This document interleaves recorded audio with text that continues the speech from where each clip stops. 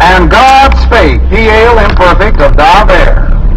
All these words, verses 2 through 17, saying, Amer means to bring to light. Amer means to say, all right. It means to say by bringing to light. We do a lot of talking. We may not bring anything new to light.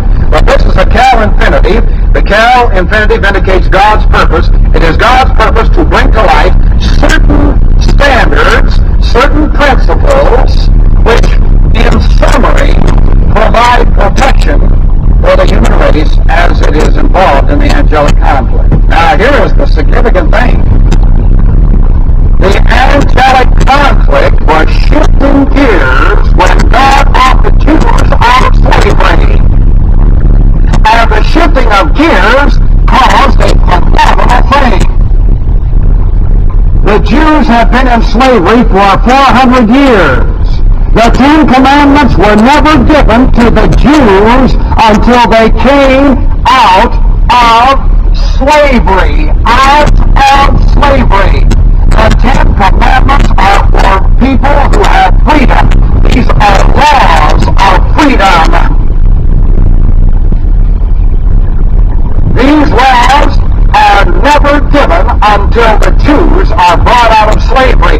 And these laws are to keep the Jews from going back into slavery. Now, Exodus 20, the Jews have just come out of slavery. Jeremiah 11, the Jews are about to go back into slavery.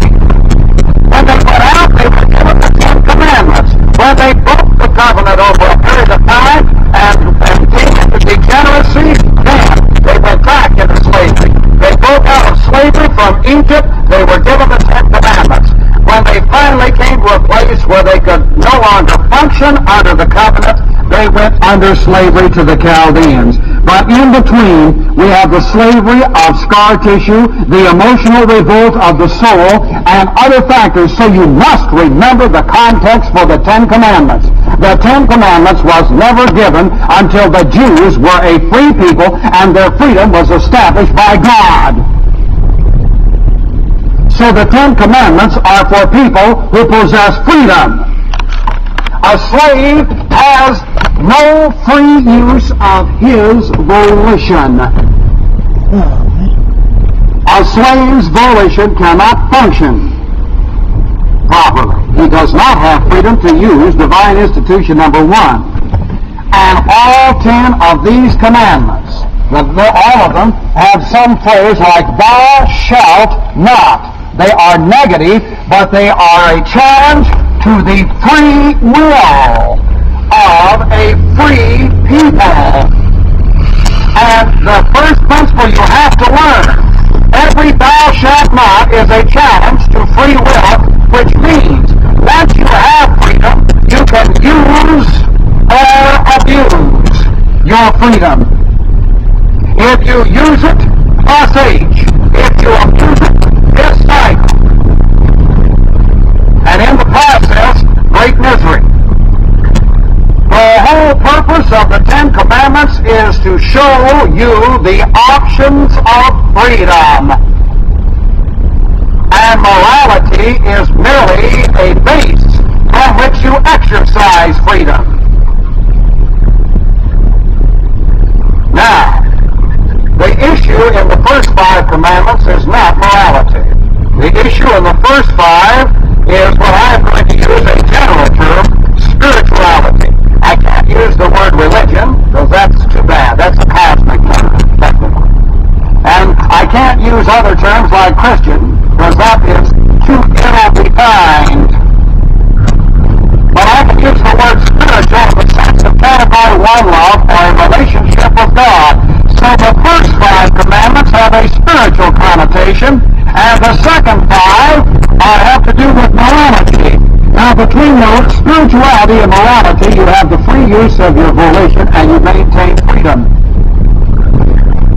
In between these overt commandments is what happens to destroy a people. And what happens to destroy a people is not in the overt. See, here's the overt in the time of Moses. Here is the overt in the time of Jeremiah. And between Moses in Jeremiah, something happened. In the last 40 years, for example, of Jeremiah's ministry, it was happening, and that is emotional revolt of the soul, scar tissue of the soul. That's what happened. And so a second point about the Mosaic Law before we get into it, that is the Decalogue, it becomes a gauge, a right low gauge, norms and standards, to indicate where people stand with regard to freedom. And the attack of these things on the part of anyone is an attack upon freedoms that exist under God. See, God provides certain things. God, for example, provides volition of the soul. The soul must be protected. God provides a right man, right woman. Therefore, this must be protected. God provides a nation. Therefore, the nation must be protected. God provides family. The family must be protected. Honor thy father and thy mother, see? Everything that God has provided for freedom must be protected. And these are not simply the detailed laws, but this is the principle, the summary principle of how freedom is protected and how happiness is maintained. Now, I don't mean happiness maintained like the rich young ruler, who was a fat-headed, self-righteous, pompous jackass. I'm talking about the freedom of the nation. Most of you who are here today recognize everything that's important when you see the colors, when you see the flag, and when you have more, I suppose everyone here has a flag and displays it at the proper time or every day. This is a great thing. Well, how many of you see the Ten Commandments when you see the flag? It's all there, in principle.